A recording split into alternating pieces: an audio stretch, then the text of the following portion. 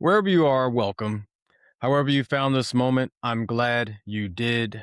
I'm Dave, and this is Dave's Head, where perspective matters and clarity sets the tone. Let's get into it. What's in my head? I secretly am a somewhat mid-size, mid-large basketball fan. Miami Heat fan. That's who I am. I know I'm born and raised in Philly, but Miami Heat, my number one team. Although, for the record, I cheer all my Philadelphia teams, but they're not always the number one. Now, Eagles and Phillies, number one. Sixers, Flyers, not so much. For the record, I'm a Pittsburgh Penguins hockey team fan. But yesterday was Game 3 of the NBA Finals, and it's the biggest stage. It's Madison Square Garden. It's the NBA Finals. It's 27 or 28, 30, whatever the number is, years since the New York Knicks won, I believe, a championship. It was a big night for New York, a big night for New York fans. It's a once in a generational moment for some people. Some people have never seen the New York Knicks even in an NBA Finals. They're that young. And every ticket holder, every New York fan deserved the opportunity to just experience Game 3. Experience that for the city, for a fan base, for all of it. And yet there was this spectacle around the entire thing because the guy in DC, Trump, decided he was going to uproot everything to come to the NBA Finals game for barely 3/4, not even 3/4, sorry, barely 2/4. So 2 and change. He left in the third quarter and he fell asleep again. Dozy Don fell asleep again. And so all the security interruptions, the watch parties that were just, for New Yorkers, amazing experience. You can't spend $10,000 for nosebleed seats to get to the game. And so even those things were canceled. Traffic. New York is already a mess traffic-wise anyway, but traffic just obliterated. Security, crazy. Which, side note, right? I thought he was only safe in his imaginary ballroom that he has, right? That he wants to create. Yet he can take himself to a crowded epic center, right? Madison Square Garden. He can do all that, but yet only feels safe in a ballroom. Whatever. But fans pay for this, right? They paid for this experience. They paid their taxes for the ability to be able to have these watch parties. They paid in tears and breaking walls and punching walls and all this stuff over the years, cheering for teams they hoped would be 2 up in the NBA Finals and be able to see the possibility of going 3 up. They came to watch and be a part of this magical, even dominant, right, NBA Finals run. Not to be a part of some political opportunity and some theater, right? Because let's be honest, if you're going to leave in the third quarter, why come? What was the point? It's not like it was a blowout. I could see I would have 100% not even have an issue with it. If it was a halftime blowout one way or the other, and it's like, listen, it's a 40-point game. No reason for me to be here. Let me hightail it, get back on the road. Right? It's just, it always has to be about him. Right? And there's symbolism around leaving early, doing all this fuss and muss just to turn around, fall asleep, and leave early. It's the optics of it. But it's also a pattern.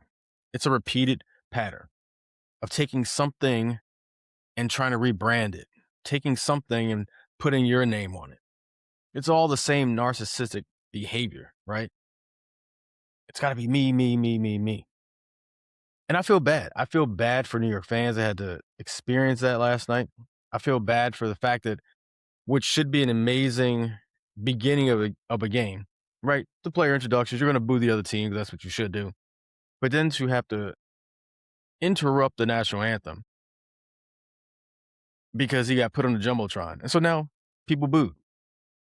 And don't let the fixed news of the world tell you that it was cheers and chants of USA. Too many people have posted different angles of videos. That wasn't happening. But sports is supposed to be this escape, and it keeps getting politics thrown into it. The UFC fighter that spoke on the thing that's happening, or maybe not happening, with the America 250 celebration, and I'll get into that in a second. But one thing sports is really, really good about is that it gives you that break, that pause, not only from politics, but in many cases from life. You know, that 3 hours your team is playing in the fall, or 3.5 hours of football. You forget about your worries. Now, your worry may be your team if they suck, but you forget about life's worries. You forget about those bills. You forget about that annoying spouse. You forget about that deadline. You forget about your aches and pains, right? I think people been sick. I've been sick watching my Eagles play and got enough energy to get my butt up, sit up, watch the game, cheer, yell, and all that stuff. And then the game was over, and I'm right back to laying on my side and like, ugh, I feel bad. But sports is supposed to be this escape from all this stuff. And time again, we see that politics and lifestyle, personal lifestyle, choices, justice being injected into sports. The positive side of those injections are that, you go back to the Ali's of the sports, right? Jackie Robinsons of the sport. Those who stood on principle, despite the fact that they were a world-class athlete. Those types of injections mean something because they mean something not just for that person, but for people as a whole. Last night's injection had nothing to do with people, had nothing to do with the benefit or my brother's keeper type of things. It was simply a narcissistic opportunity that was taken full advantage of because guess what? You're the commander in chief and you can have Secret Service take you anywhere you want, anytime you want, just because you want to. But again, I feel bad for Knicks fans. Not just for the fact that they lost that game. And I've been on record saying, listen, you don't win an NBA championship in 2 games. You win it if minimally 4 games, but you win it with 4 victories, not 2. And I told some Knicks fans, calm down. Listen, there's only 2-0. You still got to get the 4. And last night was a taste.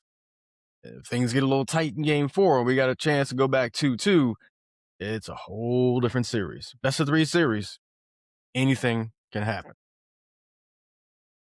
But hopefully we get back to the sports part of the NBA Finals now.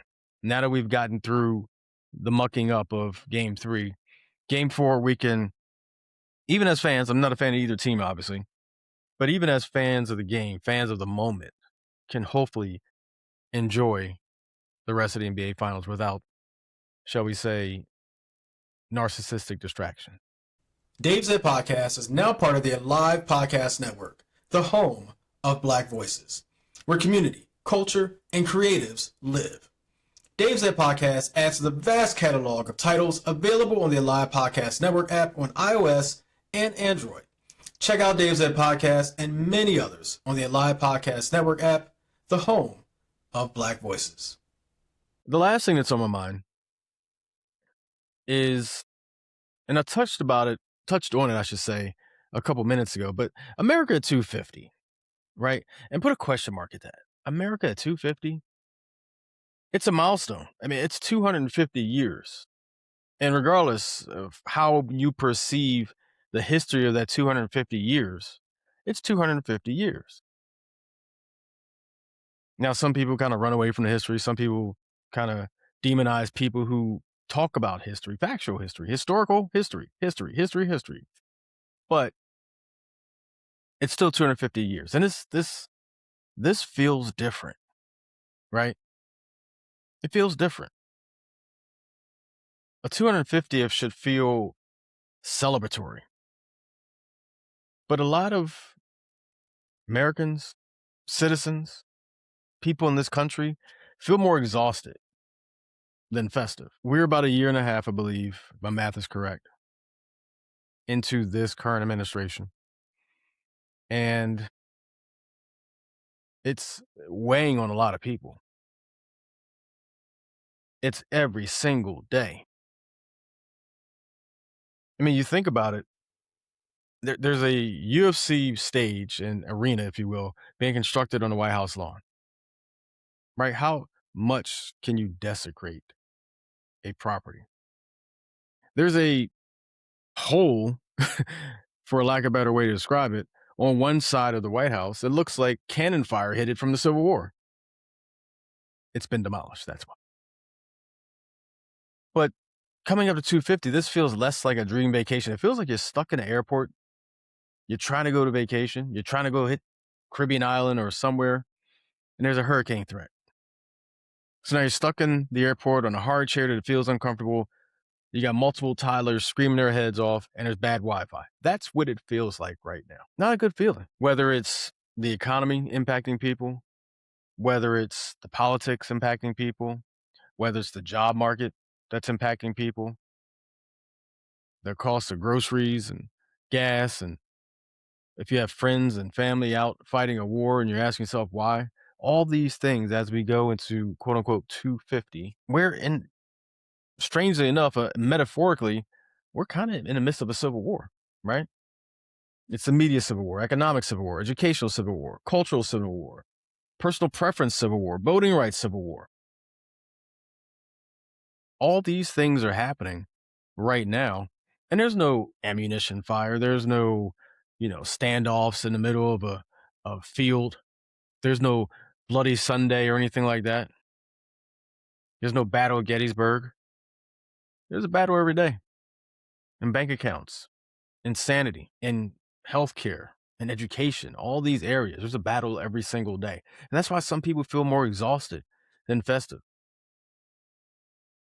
This holiday, even outside of the 250, is supposed to be this time you get together. You might do some fireworks, you bring family, friends together, you fire up the grill, you sit around and you enjoy the time off. There are a lot of people who won't be doing that because they can't afford to do that. And this is not a knock or a slight on them, but they're hoping someone else is so they can drive hopefully a short distance and not use too much gas because it costs so much to fill up. But go somewhere else, participate in the barbecue so that they don't have to spend their hard-earned, tight wallet money right now. And that's an unfortunate reality in this country. There's a shared frustration that is everywhere. People are sick of the media. People are sick of the government. People are sick of looking at their bank accounts dwindle more and more at a higher rate, seeing their dollar not go as far as it used to, see us stuck in another war, even though we were promised not to have one, seeing more promises from this administration and this president go broken. Because if you remember, and it's kind of a viral clip that's going around right now, there was a promise to slash energy by 50% within 1 year. It's not hyperbole. I'm not paraphrasing. That's the exact promise. It's kind of going the opposite way, right? We're paying more for electricity, more for gas, more for fuel for our vehicles. And so trust in a lot of these institutions, and I haven't even mentioned SCOTUS, the Supreme Court of the United States. Having mentioned that there's a declining or declined trust in many of these institutions because of a political affiliation, because people don't have the spine and the backbone anymore to do what's right, to do actual justice for fear of retribution from this government. But ultimately, as with anything, whether it's relationships, whether it's friendships, whether it's employment, employee, company, they're still worth saving. And at 250, there's still a lot of growth to be done. The U.S. is still worth saving. The idea of the U.S. is worth saving. And outside of the many, many scars that this country has inflicted, the idea of freedom, the idea of justice, the idea of if you pull yourself up by your bootstraps and work hard, you can have success and have the American dream. The idea is worth working hard for. Unfortunately, right now, I don't think we have anyone in government who's actually doing that, working for you, working for the people, of, by, and for the people. There's a lot of, by, and for themselves happening right now. And the little guys, the middle class, the lower class, they're taking the brunt of it. But, criticism often comes from people who still care deeply about this country. It's one of those things where if you remember your parents told you back in the day, I'm only disciplining you because I love you, right? I'm only criticizing you because I actually believe in the idea of a nation by, for, and of people. I believe in the idea of having the American dream if you work hard for it. I believe in those ideas. I don't believe in the people who have the power to make sure those ideas actually occur, that it's possible for everyone. A lot of people share that sentiment, and that's why 250 doesn't feel celebratory. To put it in more millennial terms, there are a lot of people that are just over it, over the idea even being a reality. And there are a number of people who are simply leaving the country and not coming back. Multiple reasons: justice side, the political side, the fact that dollars go further in other countries than here. And I tell you, it's not such a bad retirement plan. To take what you got, cash in, sell everything, and simply enjoy the rest of your days in a country where you don't have to deal with this stuff. If you financially get to that point where you can do, it's that they used to say fuck off money or do whatever I want money. But if you get to the point where what you want to do, whatever you're comfortable with doing, you can do, why wouldn't you do that? Why wouldn't you take your ball and go home, so to speak, but take your ball, move to a country where your dollar goes somewhere, where your citizenship is appreciated, where justice is, where healthcare is a right, not a choice, right? You're not choosing between rent and food and healthcare. Why wouldn't you do that? But it's still worth saving. I don't know the first step, and I don't know the next 25 either. At some point, the people of this country have to get tired enough of the things that are happening and decide to effect change. What that looks like, I don't know. Happy 250. That's what's in my head.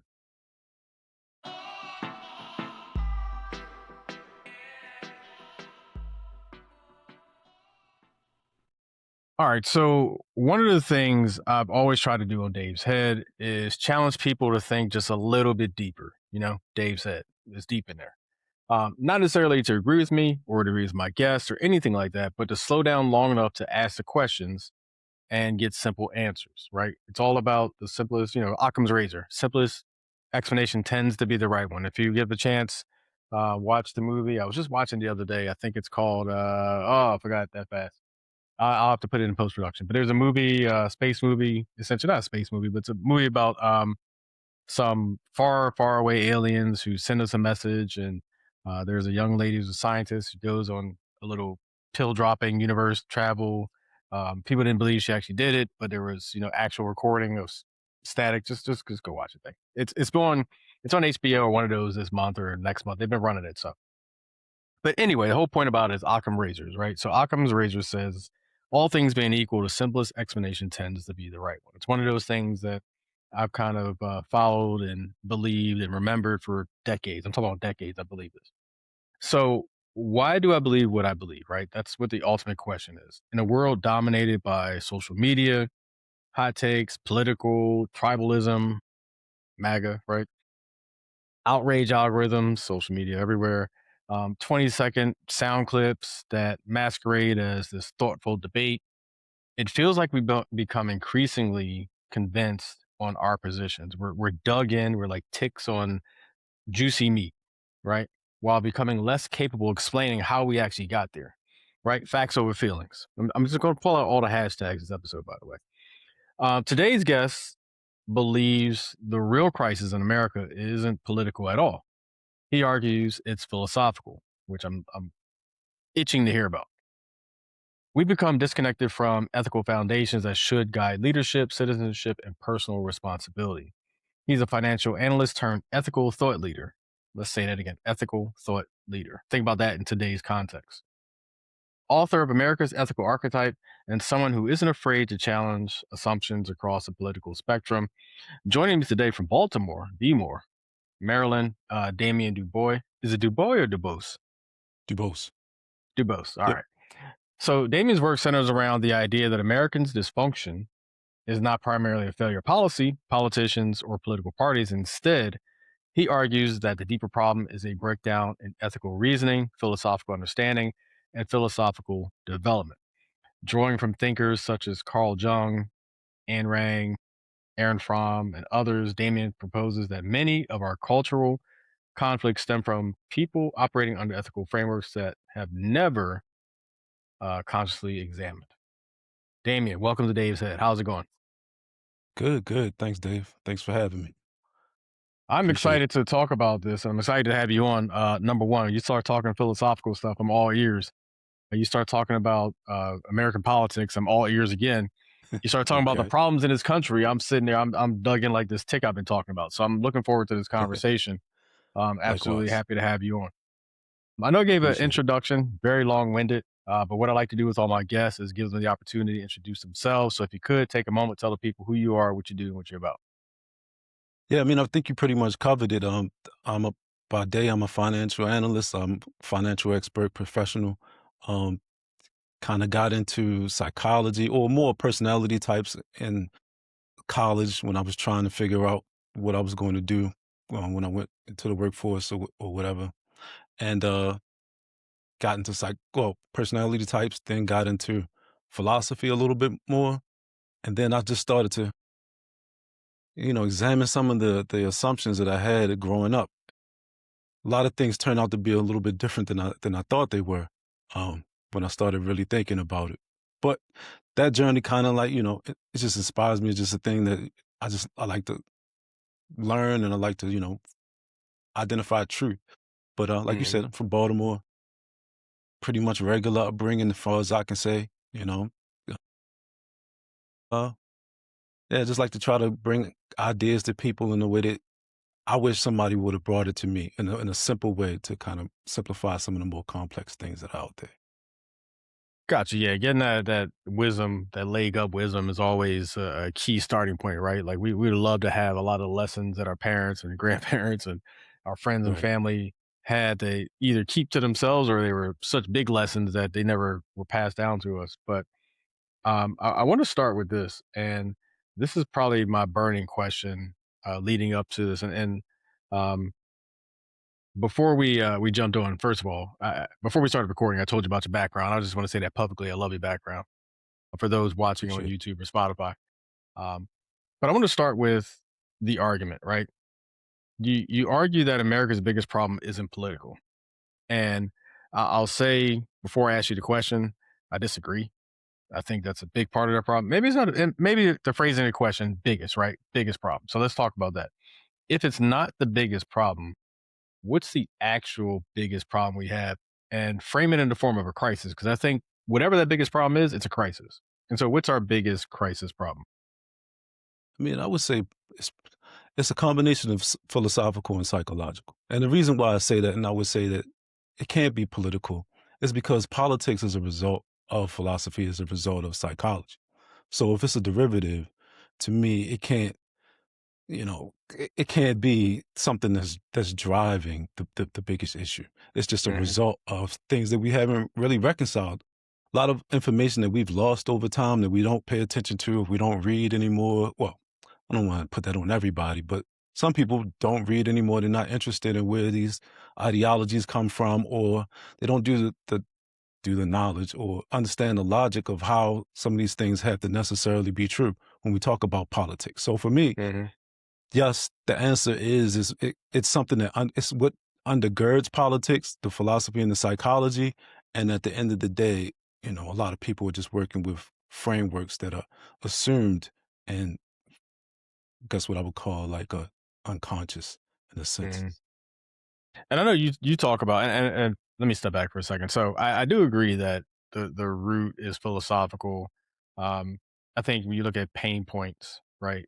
People's emotional attachments to the pain in their life, right? It's got to be psychological and philosophical, right? And so I do agree on that front. And I think the reason I hone in on political so much is because political sits in the center of so many things: social media, um, finance, health, all these different decisions. Especially, and not so much when I was growing up, it wasn't that big of a deal. And even early 2000s, I talk about a lot how my introduction or my first voting or at least paying attention to politics was really 2000. The George Bush, or not George, but the Al Gore, I think it was, election. Hanging Um, Chad. yeah, hanging Chad. Thank you. Um, that was my introduction, which is a horrible introduction, by the way. But that was my introduction to politics. But even back Right. then, it wasn't to the extreme that it is now. Right. It was just, we gotta fix Florida. Like that was kind of the thing back then. Now it's kind of like we gotta fix facts, right? Hmm. And Okay. we've gone from, a procedural thing to just simple right and wrong, yes or no, ones and zeros, data Okay. type of things. And so when I hone in on politics, politics drives to me how people are raised, their religion, whether they like this brown skinned person versus this white skinned person, or all these different aspects of life. And so, long winded lead up to this question, you say that there's this ethical framework, but isn't all of that just ethics and morals? And have we just really just gotten away? Is that the crisis really? Morals? Is that the crisis? I think the examination of morals is the crisis.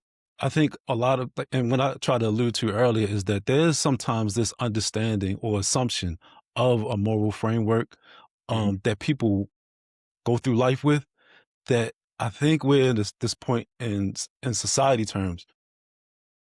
We've got to really examine these things. So to give you an example, there's a lot of conversation around. There wasn't that much when I was younger about, you know, uh, what is it, like gay marriage or Hmm. transgenderism, all of these things. And if you work with an assumed framework from maybe in the past, you might just easily dismiss these things. Whereas though this generation is like, well, you're gonna have to examine this. Is this right or is this wrong? And what principles are you using to examine it? So Hmm. for me, I just think that in the past, we just had these firm frameworks that people didn't really worry about examining, and they just were kind of like dogmatically applying that perspective. And then it was kind of, I would call it sane or maybe stable, because everybody could just operate under this assumed framework. But now people are like, well, you're going to have to you're going to have to put this framework under scrutiny because we're challenging Hmm. everything. And Yeah. so that's what I'm more or less trying to speak to when I'm talking about everything. So gotcha. And so and this is all related, right? So I'm kind of unloading all these thoughts about this current political and American existence that we have right now. Um, I consider myself intelligent. I think from our conversation so far, I've known you all of about 20 minutes or so right now. Um, I consider you intelligent. My fiance is intelligent. I know a lot of intelligent people. There are people on the other side of what I consider the political spectrum, and in many ways, a moral spectrum, right? That I still consider intelligent. And so what boggles my mind, and I'm a Capricorn, so this really grinds me up a lot. Um, Two intelligent people looking at the exact same data, or very close, and maybe not exact same, but very close to the same facts, quote unquote facts, coming up with different conclusions. Why is that happening so much? So I think to me it's more than a simple answer. One of those answers to me is that I I respect intelligence, but I do also when write and I'm talking about things in my book, I'm really talking about like rationality from a psychological standpoint. And so that's why I have Jung in the background, because to me he presents a framework that kind of helps me understand rationality a little bit differently. And a lot of these psychological frameworks that I examine and try to tie together help me understand the different ways that people, even intelligent people, can view the world. And one of those, well, all of those frameworks kind of agree on one simple thing about being able to identify self from other. So for me, when I'm having political conversations, if you don't, and I have work that kind of explains this a little bit more, especially in my book, I go deeper. If you don't really go through that period to understand that there's a differentiation between yourself and the world, you can come to totally different conclusions about the world. If you can't identify yourself apart from the group that you're a member of, like even a race, you'll see it a lot in families. They talk about this. People identify with other people and can't necessarily differentiate themselves. Whereas though, to me, in an American system, we are in an individualist system. There are certain assumptions, there are certain psychological requirements that are prerequisites to kind of exist in that system. So if I'm approaching it from the standpoint of everybody has to do for themselves, and that's the base underlying, idea that undergirds all of my decisions. And then somebody else approaches it like, well, no, we're all a community and we all exist as one. Those are two opposite points of views that really can't be reconciled.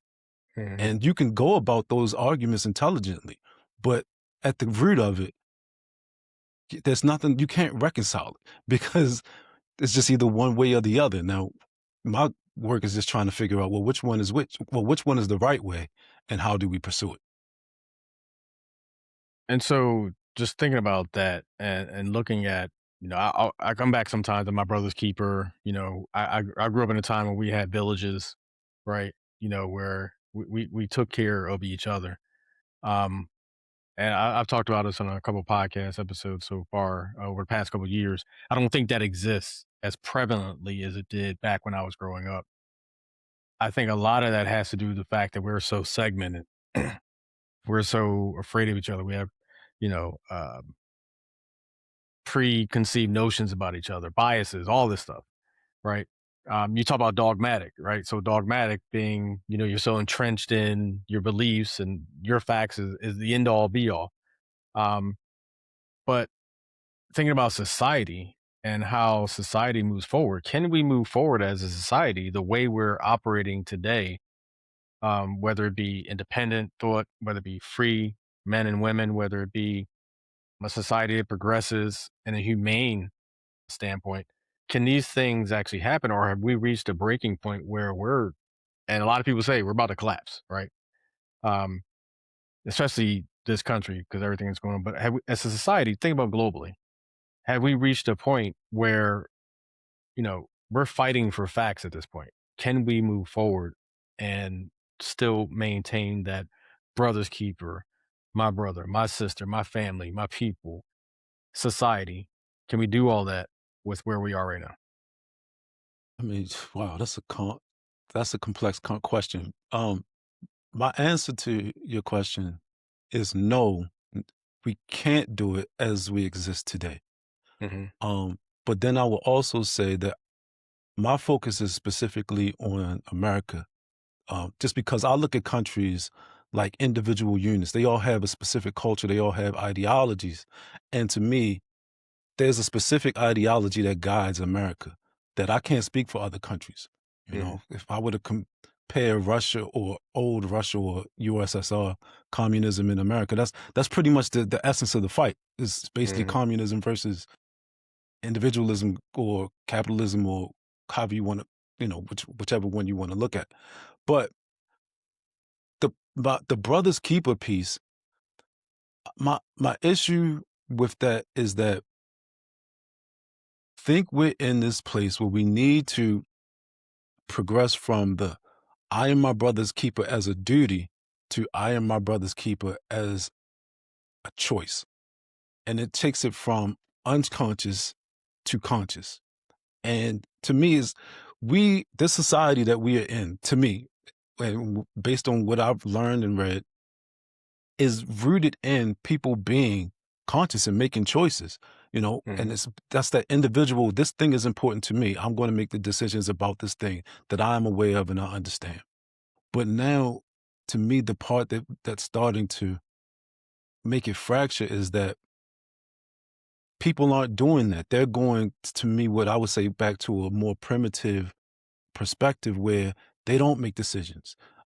They are letting other people make decisions, and then they're having grievances about the outcomes when they never participated. They never did the the the thing that is required of them in an individualistic society.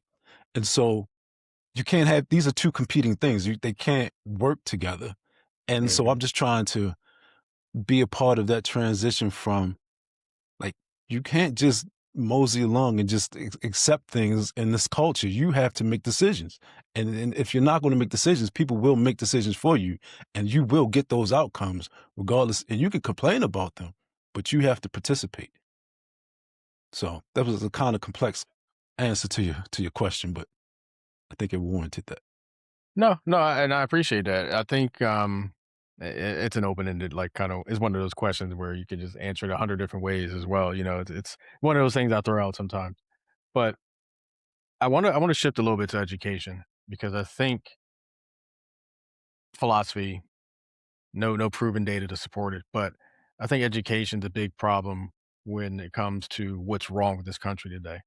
Um, and I talk about it in my opening, which you obviously haven't heard yet, but um, going way back to segregated times, racial in your face every single day times. Not to say that racism is dead, but the in your face type of racism. Looking at how there were tests that had to be passed for you to even vote, going way back to that time.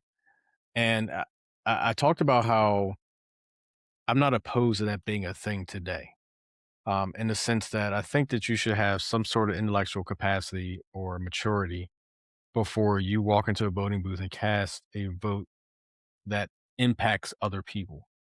Not to say that there should be gotcha tests or anything like that, but you should have a certain level of education, or intelligence behind that education, because everybody can be educated and not really be intelligent.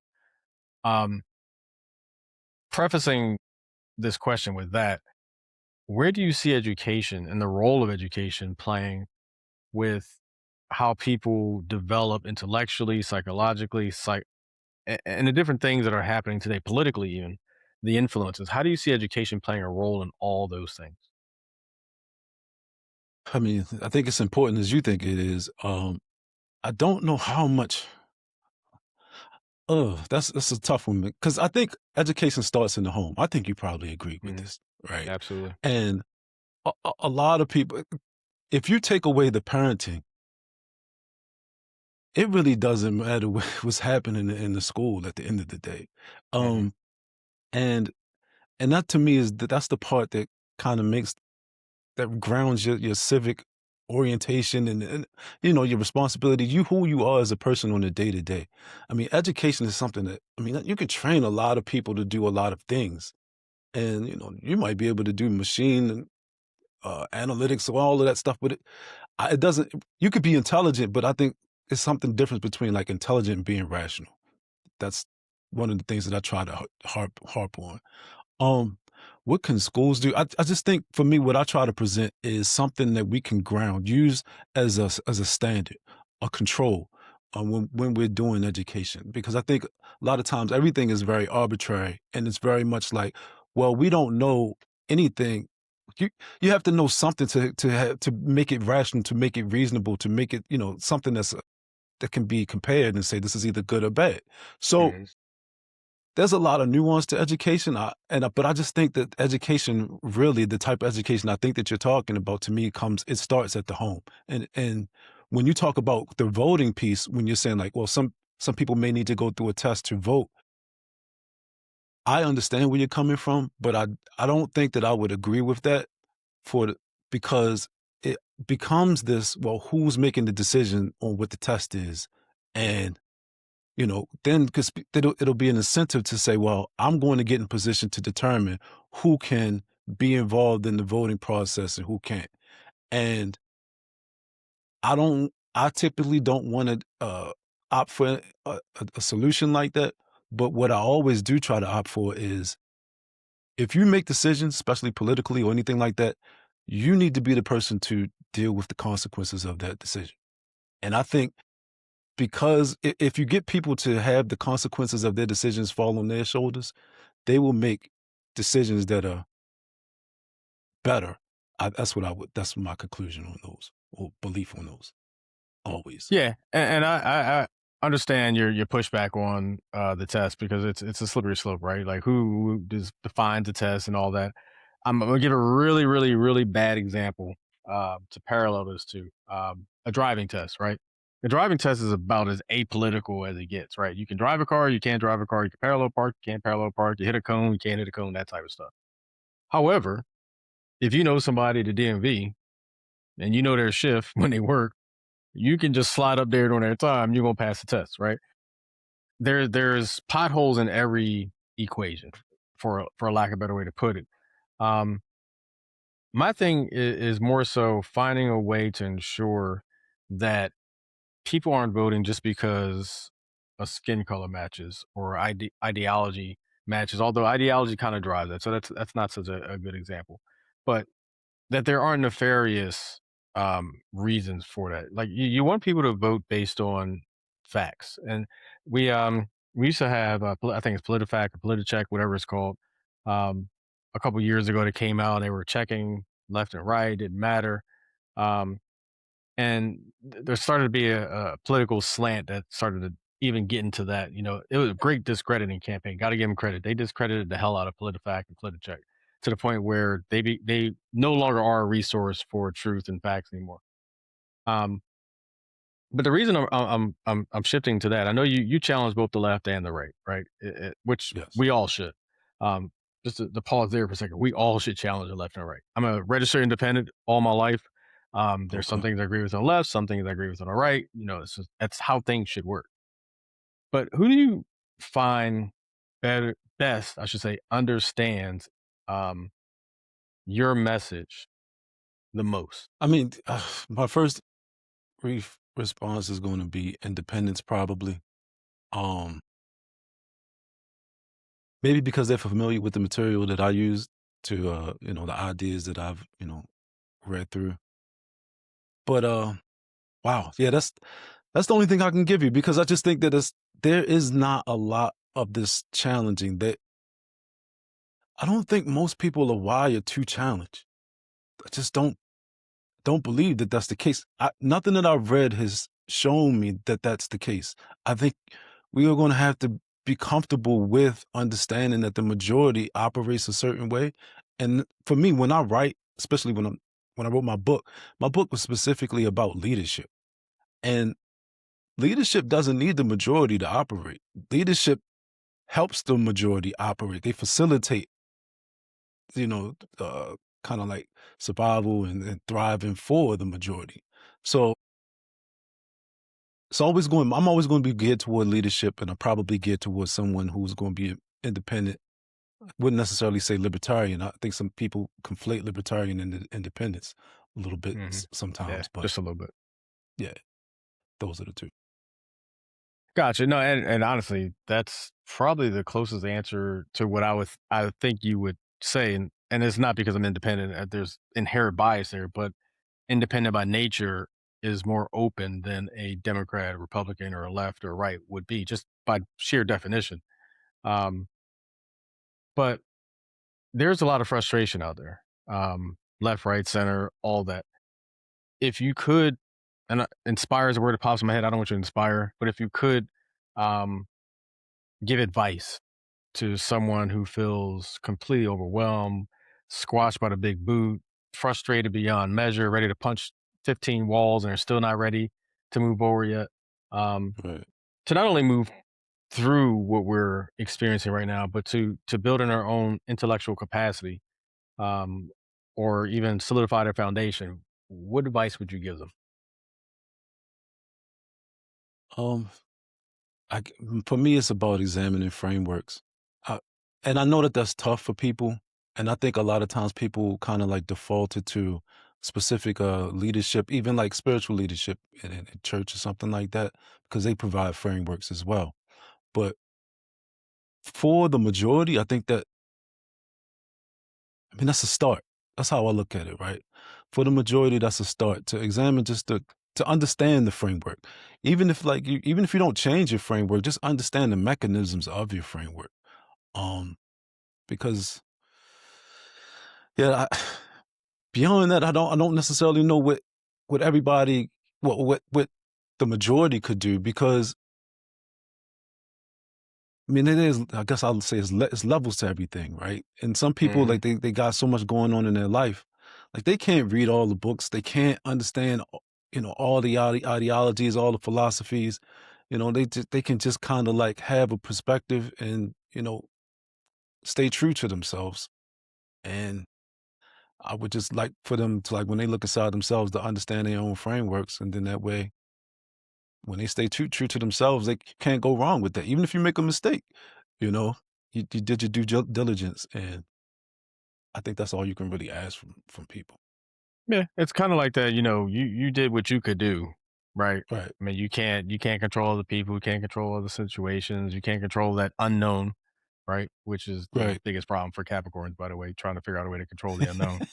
But, um, I know you touched on a couple questions ago that your focus is what's happening here in America, right? Right, Um, true. and so putting on the wizard hat or the you get one wish from the genie hat, if you could change one thing, just make one change, um, whether it's whatever, political, structural, financial, government, organization, democracy, to positively impact America's future, what would it be? I mean, I probably want to pick something that's foundational. So to me, if I'm thinking about foundational, I already kind of agreed that the raising of a child. So I want to start there, kind of thinking, like, is it between education, or is it going to be, well, is it school or is it parenting? Um, I think, to me, as an outsider, I probably have more influence on schooling than parenting.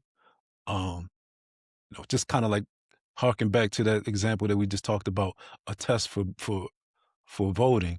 Well, like, if you can get a position in school, organization, something like that, you can dictate curriculum or something like that. But yeah, I mean, for me, I would just want to educate children from, not from a place of, I don't know, we don't, like, I don't think that there's a benefit of everything being questioned all of the time. And I think some people do think that there's a benefit from that. I think that there's some things that we have to hold firm, and that's what I mean about the independence or individualism perspective. And that perspective is going to guide a lot of your decisions. So if you learn from an individualistic perspective, which I would call a moral perspective, you understand that your actions have consequences, and then you understand that you would have the responsibility of those consequences, from your actions. So I don't think people really understand, like, if you approach the world from that stance, a lot of things fall into place and make more sense, because with technology the way that it is today, and it seems like, you can create a whole world of your own and have these feedback chambers where it's like affirmation, and you can start believing things that aren't really real.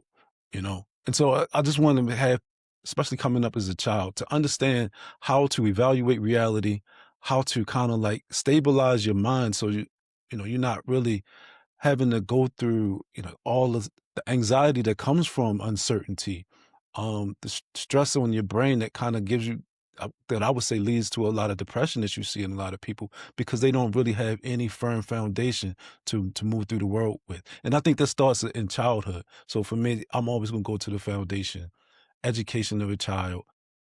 I can't really choose between parenting and schooling, but that's where it has to start.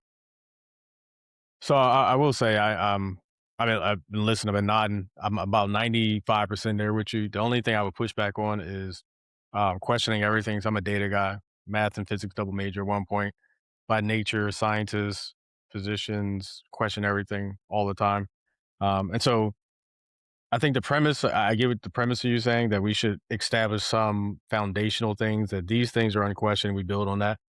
Um, my thought process is, even those foundational things need to be reevaluated periodically. Okay. I like. And the reason I say that is this, and it's the world. It's more so the world we're in now, not the world we used to be. Where I think we used to have norms and standards and things that were based, excuse me, on fact, and it was kind of like a known fact. Where now we don't really have a set of foundational facts that we're basing other things on.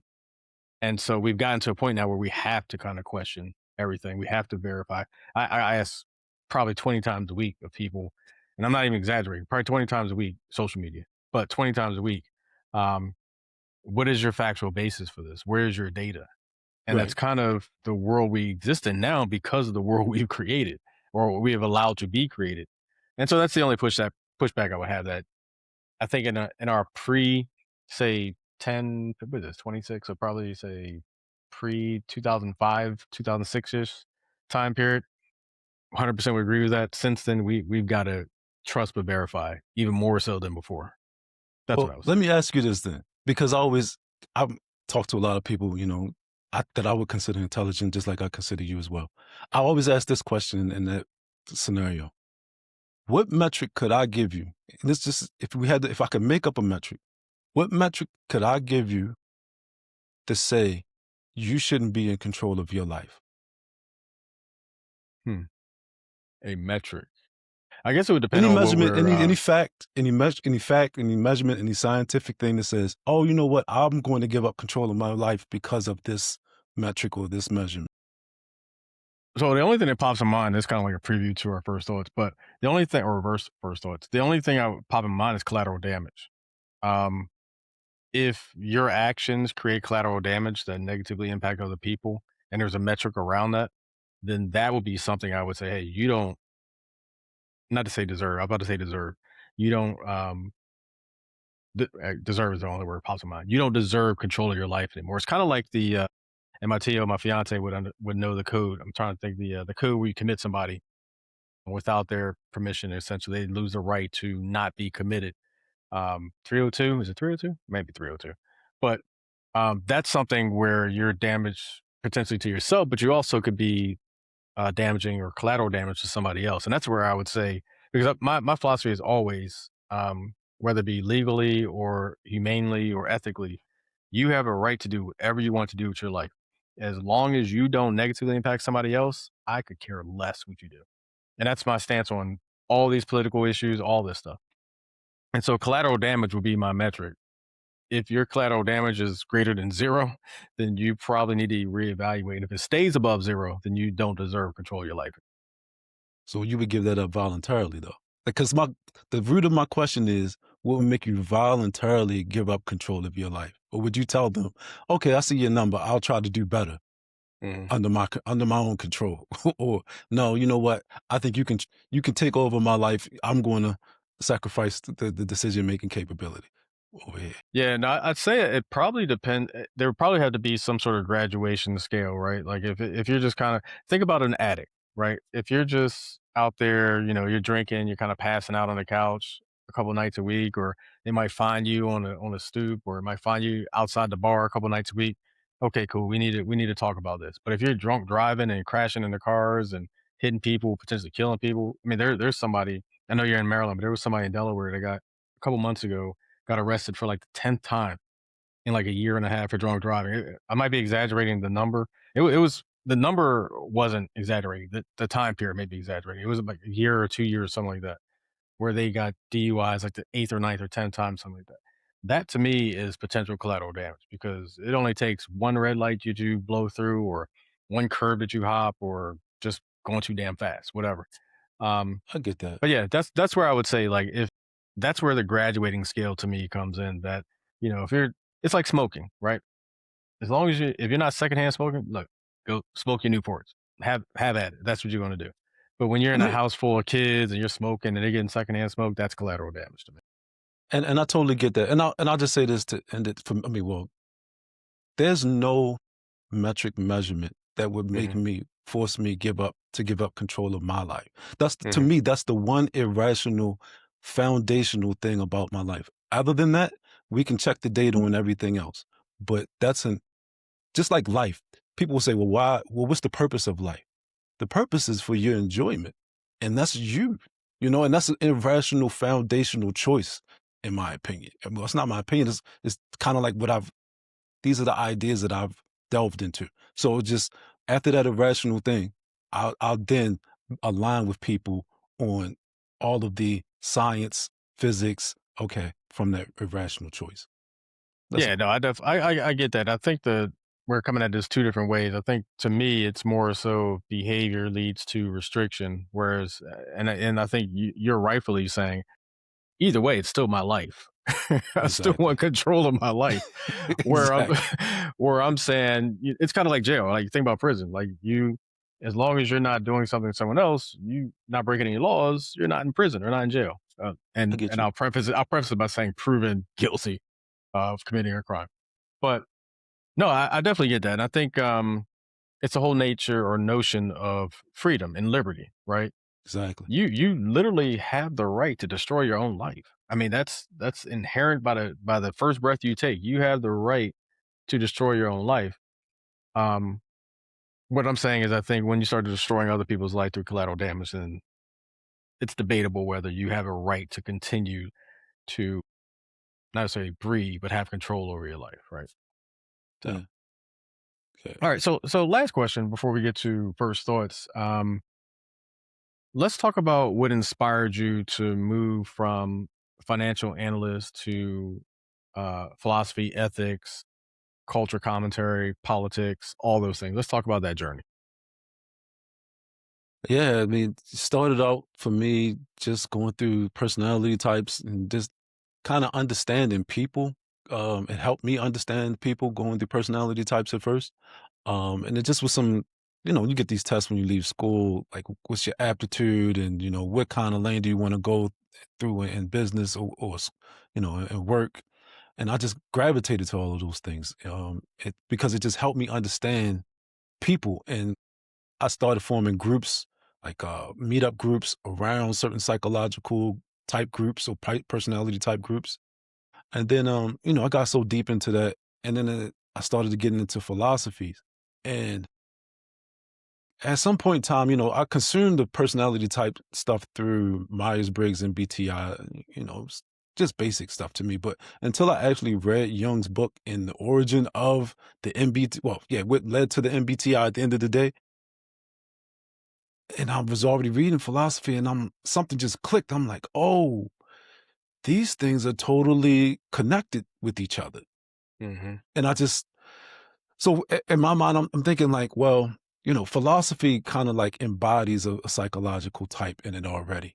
And people just operate from those perspectives. I mean, when you talk about Aristotle and stuff in the back, or even a John Rawls or Nozick, they talk about these, basically philosophical orientations. But to me, Jung's breakdown of it from a psychological standpoint lets you understand what undergirds these perspectives. So I say all of that just to say that if you look, I try to take people down a deep dive into what he helped me understand, that there is a difference in perspectives, kind of like these dichotomies. There's rational perspective, what he calls irrational perspective, or an irrational perspective. It's not, when I say irrational, it doesn't mean like a person is totally irrational. It just means that that's not what's driving they're not ordering their life by rational yes or no, black and white answers and stuff like that. Or as we Also, say, there's data. data. Well, even at the data level, right? So put it to you like this. When you say data, so I can log data and I can look at it and I can examine it. But then there's also in our animal instinct, even though we're not examining the data, we're experiencing the data. Mm-hmm. Like that's what the instinct of an athlete comes to, in my opinion. They kind of know I wouldn't say that they know, it's just that they don't write it down, but they have that feeling, that intuition of what this person is going to do when I move here and when I move there. You see it in animals. That's why they move so fast, I think. Some of the quicker Well, it's animals. the whole premise of setting somebody up, right? You have an athlete who's been, say, a football player, 4 quarters. You've been banging on this guy for 3 quarters. You know, if I do this, oh, okay, he's doing that. I'm gonna save this step to the fourth quarter when I really need it. setting a guy that's Exactly. taking in data. But go ahead, continue. Exactly. Sorry, I got pegged up because you said football, or I thought of football. That's why. No, it's all good. Yeah, because that's a great example. But Mhm. yeah, as far as that is rational versus irrational perspective, and then there's a thinking versus feeling aspect of it as well. Whereas though feeling is just more of a, what I like and what I don't like, and uh, thinking is more of a, it's an epistemological thing. It's just more or less like facts or truth or what's right and wrong or something like that. But and then you get this collective piece to it, which I tie into developmental psychology at some point when I do my work. You just start to see that, wow, this country is built on a specific perspective of individualism, and that really differentiates us. Well, I wouldn't say us, differentiate the ideas that the country was built on versus the history of the world. And it Mhm. just shows that development track in all of these different, thinkers that inspire me. And I just kind of want to bring that message to people because I think a lot of times we have a lot of performative ethics and performative empathy where I wouldn't even acknowledge it as genuine empathy. It's more of a this is the orientation that I'm supposed to deliver in society, and I'm going to present it as this is as this virtue. And at a performative level, is performative ethics are not virtuous, and so and this- I'm open to disagreement from anybody, but they aren't. And so when you understand things from a standpoint of, okay, well, this is my family, these are my decisions, this is how it hurts that person. When you just look at the world from your perspective and the things that you can validate and verify, that's the kind of aspect, that whole psychological perspective from the world exists out there, but my lane is my lane. And those are the things that I need to handle. And I'm not letting the world consume me. I'm consuming the world. And that's my point of reference. It's if Gotcha. you ever familiar with, sorry, I just wanted to put this last part. If Yeah. you're familiar Mhm. with 7 Habits of Highly Effective People, it's this basically the dichotomy between circle of concern and a circle of influence. Mhm. No, I 100% agree. I wrote down performative ethics are not virtuous. That I gotta use that one. That's a good one. Yeah. But no, I appreciate that thought because I mean, when you think about and the thing that pegged me besides the sports connection, but the performative ethics thing. I mean, just think about where we are today with media, um, the media influence, and all those things. And you know, if I hear thoughts and prayers one more time, I'm gonna snap. But um, you know, so much performative, and but the thing is, performative wins. I mean, that's part of the problem, right? The performative ethics influences people, True. um, because there are a lot of people that are really good at the performative part, not really the ethics part. Um, That's a step. yeah. Performative ethics is a step. It was a step in our development as humans. Hmm.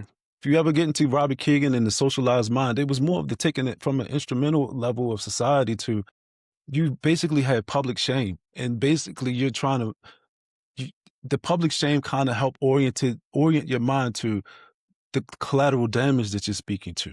Whereas Hmm. though, oh, there are other people out there who get effects from my actions. And but there's also a step that's one step to just say, oh, those people have effects. But then after that, there's, well, what things am I doing that cause those effects instead of just let me switch my behavior because somebody else is giving me shame or guilt. Yeah. Yeah, it's like, to throw back to my childhood, it's like correcting yourself versus getting your ass whooping correcting your steps. Right, exactly. But no trigger inside of me on that one. Want more clarity, perspective, and real conversation? Tune in to Dave's Head Podcast. Every episode delivers insight, conversation, and stories that make you think, and maybe even smile a little. Whether YouTube, Spotify, Apple, the Alive Podcast Network, or your preferred source, subscribe, follow, tune in, and share with anyone who needs to hear it. Don't you miss a single episode. Your next great conversation starts in Dave's head.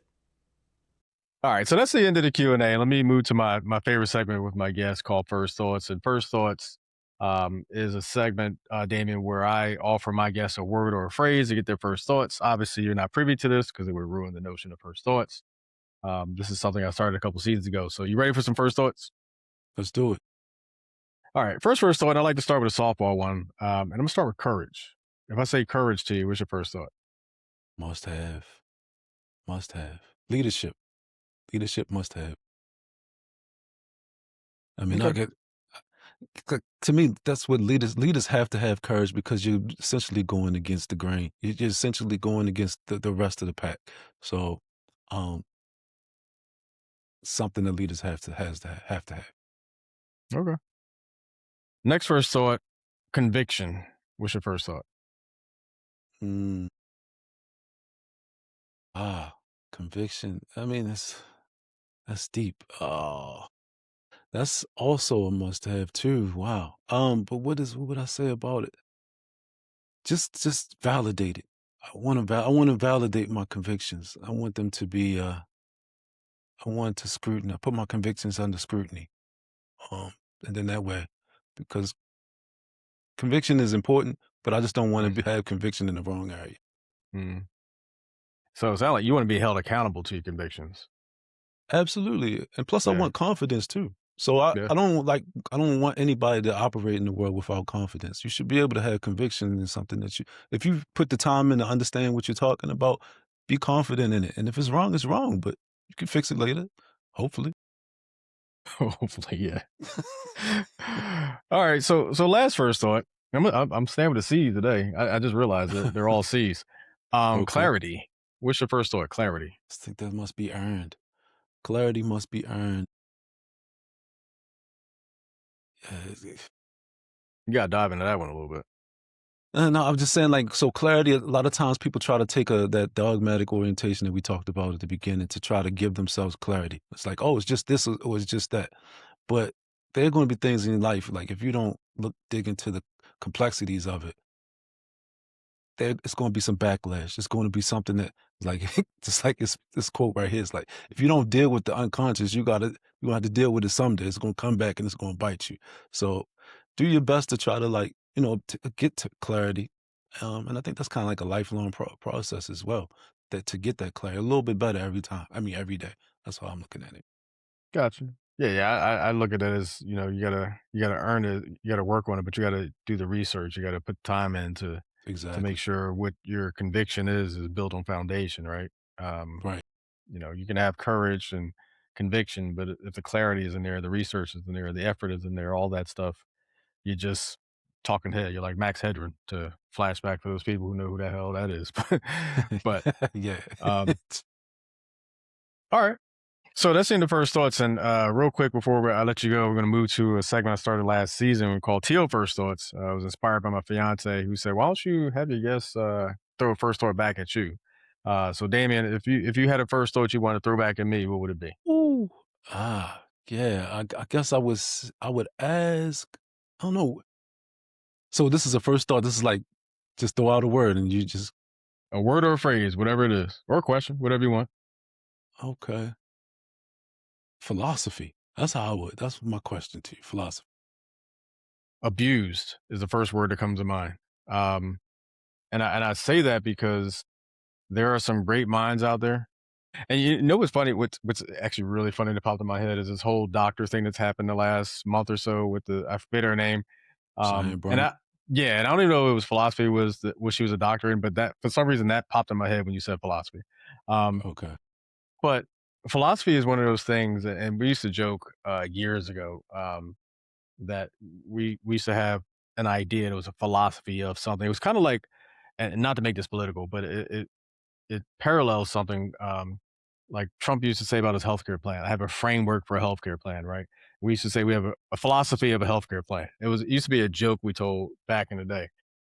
But philosophy is a really serious topic. Um, but unfortunately, the joke part of that popped in my head first. Um, to shift to more serious, I think when we look at the way this country is right now, um, I think if we applied more honest, facts based philosophy to how we operate, the thoughts that we have, the motivations that drive us, all those things. We apply more fact-based philosophy to it. And it's almost like a double word, right? Because philosophy should be rooted in facts, but we have to say fact-based because of the world we're in. I think we'd be in a better place. And so Okay. that's really what pops in my head when you say Okay. philosophy. But yeah, that was the second thing. The first thing was the jokes we used to tell back in the day, which is crazy that we used to use the word philosophy, but that's just what we did as 19, 20-year-olds. But um, yeah, that's what it would be. Um, all right. So Damien, I do want to thank you for stepping in Dave's head. Before I let you go, as I do with all my guests, if you have anything you want to talk about or promote, feel free to do so now. Yeah, right now I've been focusing in on trying to take my ideas and put them in kind of like a visual form. So my YouTube channel, Damien T. Dubose, at Damien T. Dubose, is where I'm just trying to put together these visuals to kind of communicate, you know, these ideas that we're talking about right here. But also, you can check my book out, America's Ethical Archetype. It's available on Amazon. Goes into these ideas deeper as well. And my website, damientdubose.com, where you can just find all of this stuff. So, yeah, and I'm always open to hearing from anyone if you have questions, and debates, whatever, If you want to tell me I'm wrong, yeah, shoot me a message. So appreciate it. And a little fun fact: there used to be a spot I used to go to, a Hawaiian Asian fusion restaurant right downtown Baltimore. I used to go to. They closed abruptly around COVID a couple of years ago. But I used to go down there for a seafood bisque all the time. I literally went to a Ravens game and stopped on the way home back up here to get the seafood bisque. I'm very disappointed that they shut down. But Oh man, I think was it Roy's? Is that it? yes, Roy's, Oh absolutely. man, I used to yeah. love their seafood chowder. Dang, I never got there. Yeah, Yeah, wanted to go yeah, there I once. I used I used to love it. I think they had one in California or something like that, but yeah, they shut the Baltimore one down. Just fun fact for no reason. Okay. But no, but Damien, thank you for joining me, stepping in Dave's head today. Whether listeners agree or disagree, I think one thing is undeniable: we need more thoughtful conversations. I think you bring that not only to this conversation but to many conversations. If you check out his website, we need fewer rehearsed discussions, fewer partisan conversations, that type of stuff. Right. We need more people willing to ask the difficult questions about leadership, culture, ethics. The list goes on and on. So I appreciate the work that you're doing, the holding those accountable who are responsible. And so I just want to thank you for stepping Dave's head. Again, check out his website, DamienDubose.com. DuBois, I keep saying DuBois, Do both. DuBose.com. Yeah, do Yes. both. So All right. thank you again for Thank you. stepping in Dave's head, man. And as I've said to all my guests this season, I think, may every today be the best day of your life. Appreciate it. Thanks, Dave.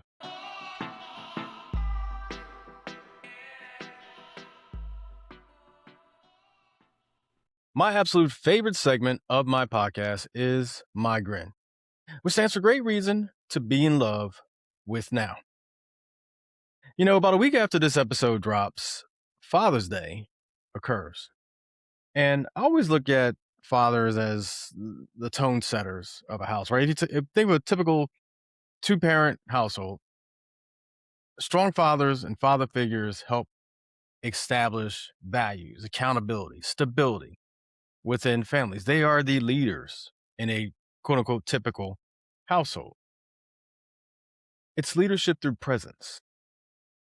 And that's why when you see a lot of times fathers are absentee or fathers have abandoned their responsibilities, it it grinds me up, right? There's the old saying that, you know, there's a difference between a dad and a father.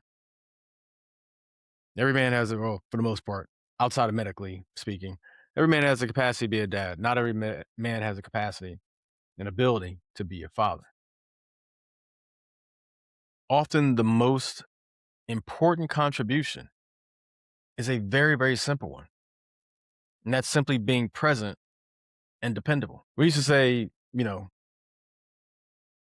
children implicitly learn how to be, insert box here, father, mother, athlete, whatever, by observing their father, their mother, their athlete, right? They're role models, per se. They learn how to become those things by simply watching how that person handles in that role, right? You learned temperament, and I'm speaking only about fathers. You learn temperament if your father demonstrates temperament in various situations. You learn about budgeting, being a leader, being a man from a father who's simply present, dependable, and a great example of those things. The flip side is you also learn how not to be those things or be bad at those things if that father doesn't have that in his bag of tricks, so to speak, or is not present. Children remember the little things. Small moments frequently become the memories that simply last the longest, the lessons that transcend age and location and all those things. When you think about Father's Day, I think gratitude should be specific. And then it's probably a really bad example for this is my father, because my father really generally doesn't care about Father's Day and birthday and Christmas and all those things. He wants for nothing at this point in his life. And he's been, and not really saying at this point in his life, he's been that way forever.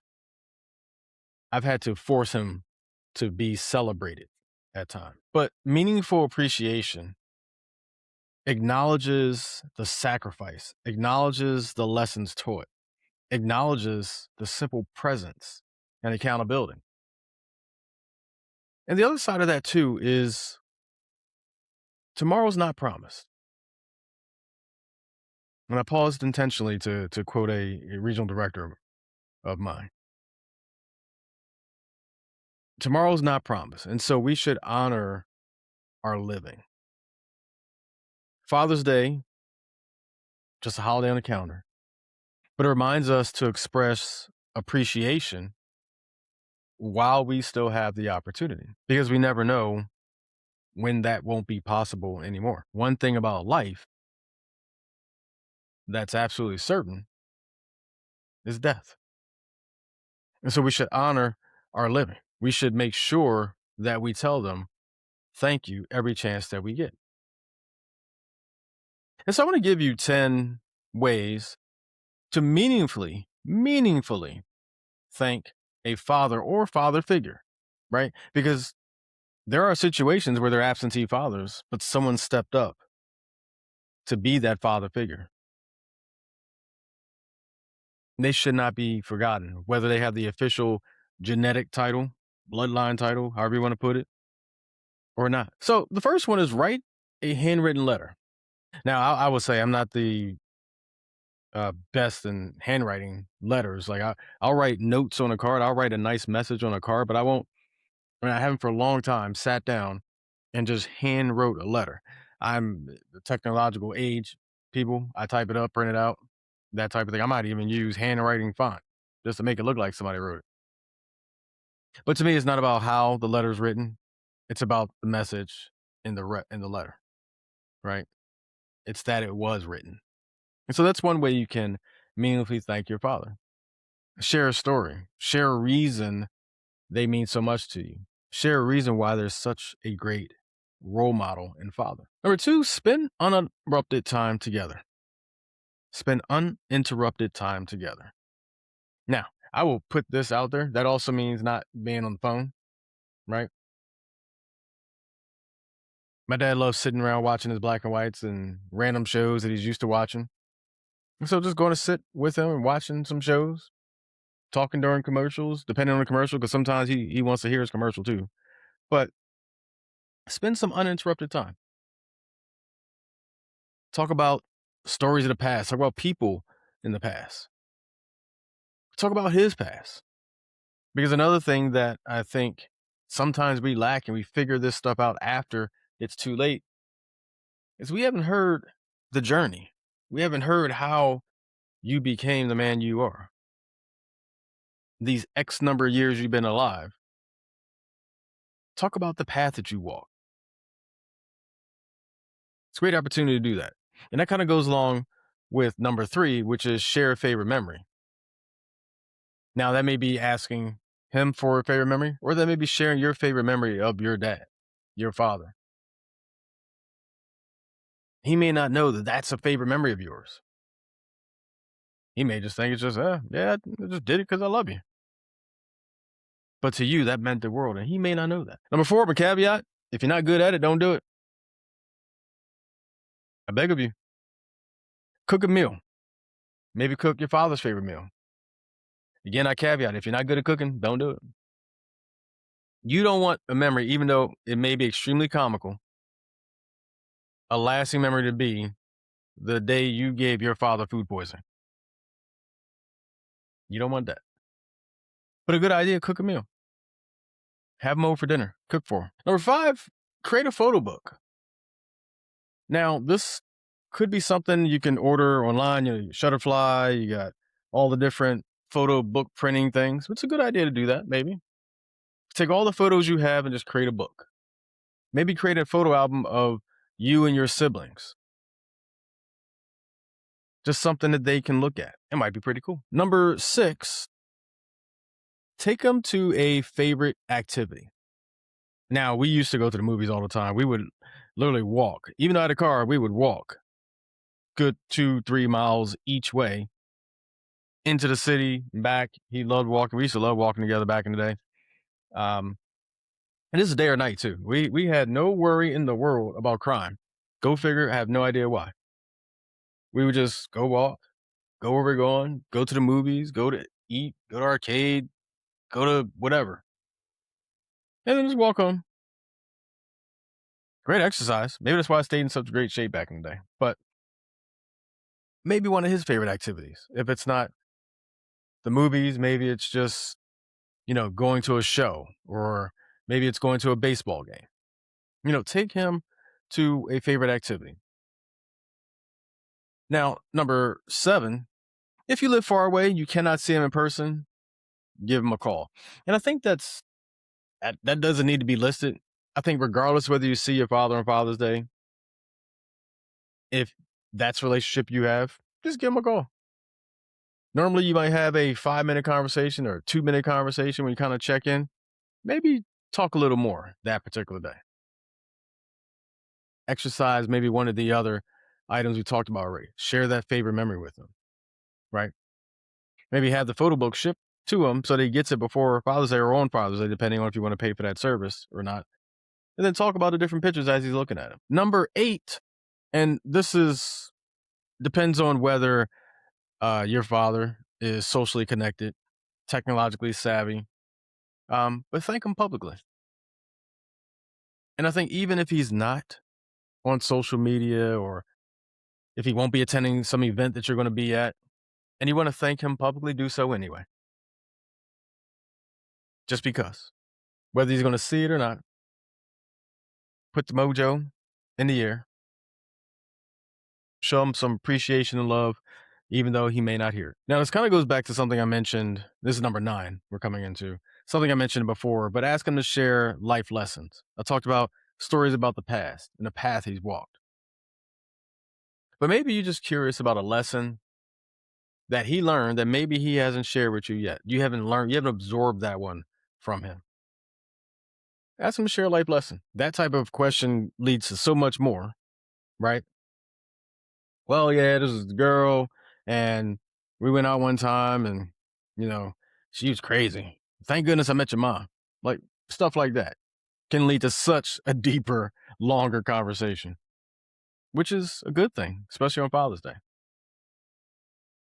And number 10, I think it's so simple. It's kind of like when somebody holds the door for you, you just say thank you. Simply tell him you appreciate him. Simply say, you know what, Dad? I don't know if you hear this enough. I don't know if I said it enough, but I want to say it today. Thank you for being you.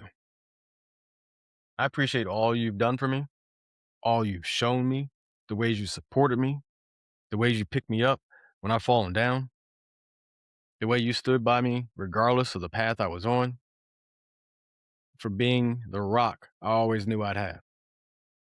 Damn, that was a good one. Should write that one down. But just say thank you. You appreciate it.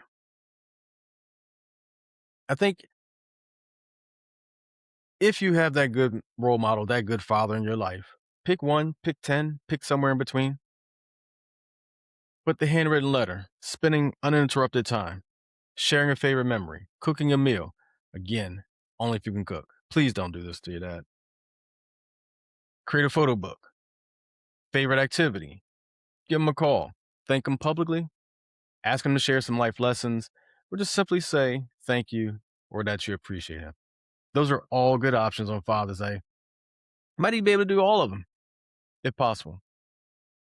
But if you have a opportunity to take one of those 10 or your own and in a meaningful way, thank your father or father figure. I want to thank Damien Dubose, for stepping in Dave's head. We had a great conversation about philosophy and politics and some of the root causes of things in this country. And I love his ideology, and I love the fact that he really tries to get you to think beyond the surface, beyond the talking points, beyond your favorite news network. All these things that I sincerely hope we get in the habit of doing. Not taking things on face value, doing your own research, all these different things. But check him out on his website, DamienTDubose.com. So DamienTDubose.com.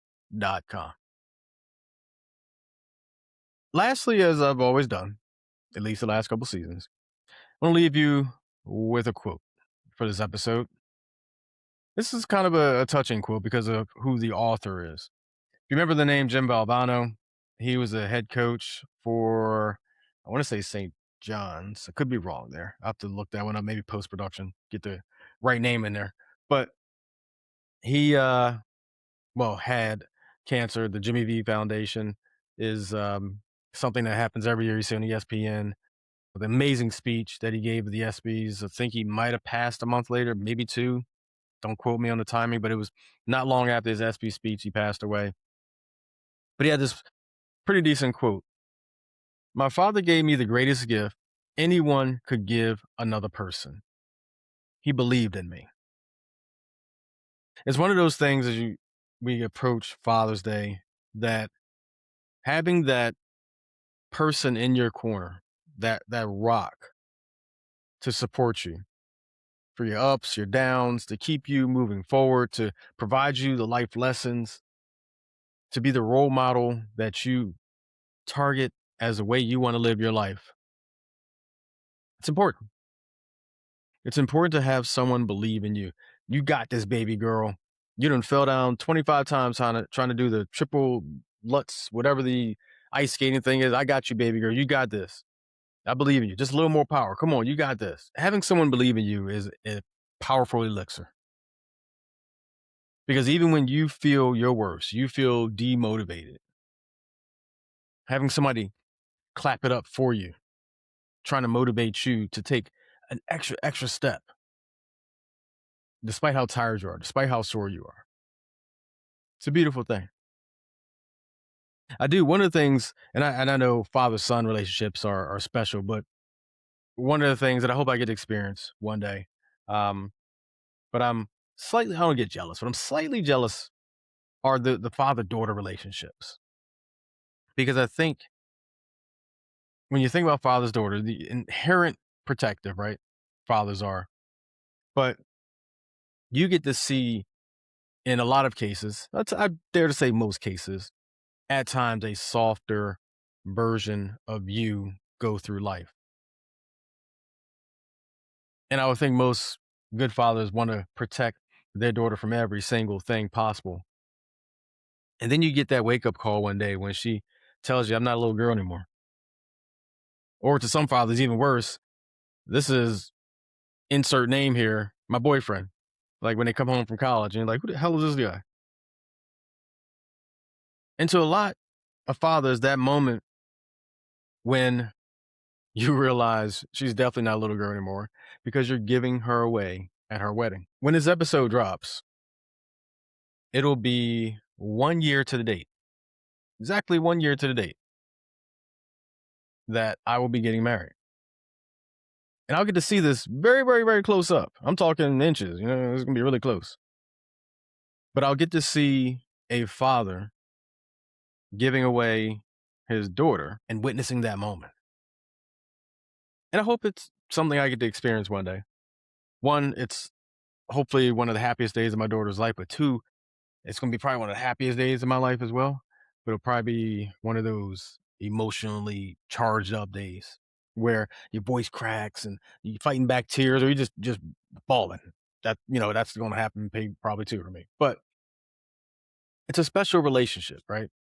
Not to say fathers and sons don't have that, but dads aren't giving away their sons at their weddings, right? Typically, standard wise, if you will, or a typical heterosexual wedding. That's not happening. But that does happen with a father and a daughter. You think about the father-daughter dance. You think about even younger, like when they have the father-daughter dances in schools and all that stuff. That's an emotional time for a father. But when this episode drops, it'll be exactly a year to the day before my wedding. And so it's interesting that Father's Day weekend is this weekend. It's so interesting that this episode is going to drop a year to the date before my wedding. Exciting time. Exciting times to come. If you get a chance this weekend or anytime you want to, doesn't have to be a holiday, say thank you to your father. Thank you for stepping into Dave's head. Until next time, make sure to get your daily dose of perspective and always be the tone setter in your life. That's all for this episode of Dave's Head. If you enjoyed this episode, I'm sure you'll love similar content in the Alive Podcast Network app. Plus, you can support this podcast and enjoy ad-free listening to nearly 100 other Black-hosted podcasts.